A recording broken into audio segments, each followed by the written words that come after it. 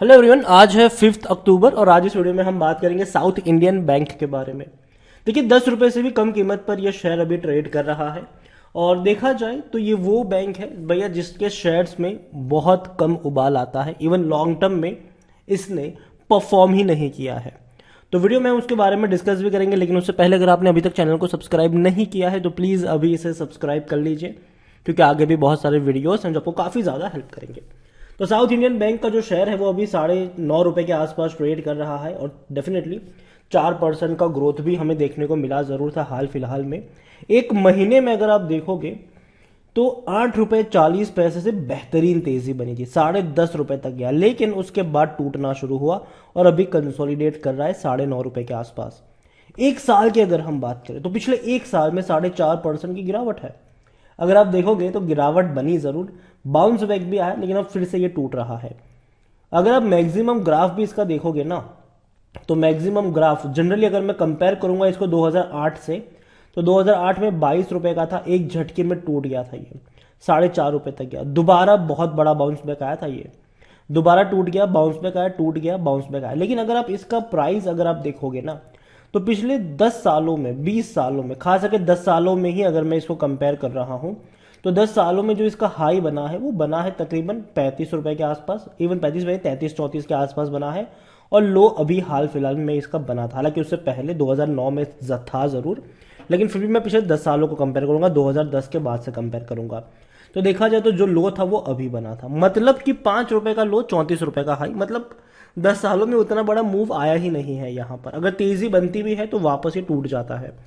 South Indian bank को लेकर अगर हम देखने की कोशिश करें तो स्मॉल कैप शेयर है, 2000 करोड़ से भी ज्यादा का इसका मार्केट कैप है। वॉल्यूम्स इसके भी देखा जाए तो अच्छे थे, 2.5 करोड़ के आसपास का इसका वॉल्यूम्स हमें देखने को मिला, बड़ी क्वांटिटी में शेयर ट्रेड हुए।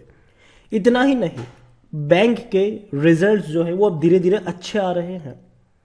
पिछले क्वार्टर में 115 करोड़ का प्रॉफिट था और रेवेन्यू 1621 करोड़ का, लेकिन रेवेन्यू पिछले कुछ क्वार्टर से सेम ही है, ना ही बढ़े हैं ना ही कम हुए हैं। यहां पर साउथ इंडियन बैंक अगर आप देखोगे तो सबसे पहले इनके according to Moneycontrol user 100% लोग कह रहे हैं खरीदारी करो। मेरी क्या रिकमेंडेशन है मैं आपको वीडियो में आगे चल के जरूर बताऊंगा, लेकिन अगर नजर करोगे तो 2019 में आखिरी बार इनसाइडर ट्रांजैक्शन समरी देखने को मिली थी। 2019 के बाद ना भैया इनसाइडर्स के द्वारा कोई भी ट्रांजैक्शन नहीं हुआ, ना ही खरीदारी का ना ही बिकवाली का। इतना ही नहीं, अगर आप रिजल्ट्स पे भी नजर करोगे तो 5 सालों से रिजल्ट्स उतने, मतलब इनके रेवेन्यू उतने ही है। 6200 करोड़ का रेवेन्यू जो फाइनेंशियल ईयर 2018 में था वो 2022 में 6600 करोड़ ही रहा। बीच बीच में तेजी जरूर आई थी, लेकिन बाद में वापस अब गिरावट वाला माहौल है, जो कि अच्छे संकेत तो नहीं ही है। अभी भी देखा जाए तो इनका जो रेवेन्यू है क्वार्टरली वो 1600 करोड़ का ही है, जो कि साल भर का एवरेज भी निकालेंगे तो 6500 करोड़ के आसपास ही बनेंगे वो भी। रही बात इनके प्रॉफिट्स की, तो प्रॉफिट आप देखो तो लगातार कम होते जा रहे थे, लेकिन अब वो प्रॉफिट बढ़ते नजर आएंगे, क्योंकि 115 करोड़ का मुनाफा हुआ जरूर है इस बैंक को 2023 में, जो कि अच्छे संकेत है। ठीक है, अच्छे संकेत है ये कि भैया इनका प्रॉफिट बढ़ा है, और अगर इसी तरीके से बढ़ते रहे प्रॉफिट तो डेफिनेटली कह सकते हैं कि हाँ चीज़ें टर्न अराउंड हो सकती है। लेकिन एक चीज़ हमें ये भी समझनी होगी कि ये वो बैंक है जिसमें अगर आप बात कर रहे हो कि अच्छा प्रॉफिट बढ़ेगा तो चीज़ें बेहतर होगी, तो इनका जो प्रॉफिट अगर आप देखोगे तो 2018 में 1300 करोड़ का प्रॉफिट था, 2018 की मैं बात कर रहा हूं, और तब इनका शेयर प्राइस भी अगर आप देखोगे तो डेफिनेटली काफ़ी हाई था, 30-32 के आसपास था। और इतना ही नहीं, अगर आप नज़र करोगे तो 219 में 250 करोड़ का प्रॉफिट था, तब यह गिरावट आना शुरू हुई थी। यहां पर अगर आप देखो तो टूट रहा था ये शेयर। अभी अगर इनके रिजल्ट्स अच्छे आते हैं, लगातार अच्छे आते हैं, तो शायद सिचुएशन चेंज हो सकती है, अगर लगातार अच्छे आते हैं तो, वरना नहीं होते नजर आएंगे। साउथ इंडियन बैंक को लेकर अगर आप देखोगे तो हाल फिलहाल में ही एक अपडेट भी है कि भैया इनके जो, अगर हम लास्ट क्वार्टर की बात करें, सितंबर क्वार्टर की बात करें, तो इनका जो रेवेन्यू है वो बढ़ सकता है। डिपॉजिट्स है वो तो ऑलरेडी बढ़ती हुई नजर, लेकिन 2% ही बढ़ा है डिपॉजिट, ज़्यादा नहीं बढ़ा है। और प्रोविजनिंग नंबर है वो भी अनाउंस हुआ है, और जो ग्रोथ है वो भी 17% के आसपास देखने को मिल रहा है। तो कह सकते हैं कि हाँ धीरे धीरे ही सही, लेकिन बढ़ जरूर रहे, इनके डिपॉजिट्स भी बढ़ रहे हैं, और अगर इस ऐसे ही परफॉर्मेंस रहे तो रेवेन्यू प्रॉफिट दोनों में बढ़ोतरी भी देखने को मिल सकती है। साउथ इंडियन बैंक खरीदारी करने का सही मौका है, ये कहना है टिकर टैप का। लेकिन देखो, देखने में लगता है कि यार 9.5 रुपये बहुत सस्ता है, 10 रुपये से भी कम कीमत का है, खरीद लेते हैं, ज़्यादा क्वांटिटी आ जाएगी। लेकिन वैल्यू वाइज देखो ना, तो 43 का इसका पी रेशियो है। सेक्टर पी 20 से वो काफ़ी हाई है, मतलब ये अच्छी बात तो नहीं है पहली चीज़। मतलब कि अगर हम वैल्यूएशन की बात करने जाए तो इससे सस्ता तो एचडीएफसी बैंक है, 20 पे ट्रेड कर रहा है। आईसीआईसीआई है जो 23 पे ट्रेड कर रहा है, कोटक है जो 30 पे ट्रेड कर रहा है, एक्सिस है जो 15 पे ट्रेड कर रहा है, इंडसइंड बैंक है जो 18 पे ट्रेड कर रहा है। तो बड़ी बड़ी बैंक जो महंगे प्राइस पे बिक रही है वो एक्चुअली में सस्ती है, अगर हम वैल्यूएशन वाइज गेम खेले, अगर हम देखें तो पी रेशियो को देखें तो जाहिर सी बात है जिस प्राइस पे ट्रेड कर रहा है साउथ इंडियन बैंक, डेफिनेटली वो अट्रैक्टिव वैल्यू तो नहीं है खरीदारी के लिहाज से।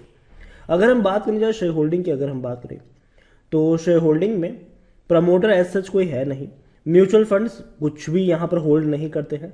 16.12% है डोमेस्टिक इंस्टीट्यूशन के पास, 7.45 है एफआईएल्स के पास, रिटेल्स और अदर्स की मिलाकर 76.43% की होल्डिंग है। उसमें से भी रिटेल इन्वेस्टर के पास 54.17% की होल्डिंग देखने को मिल रही है। देखो, ज़्यादातर बड़ी यहाँ पर क्वांटिटी अगर आप देखोगे तो रिटेल इन्वेस्टर्स के पास ही है।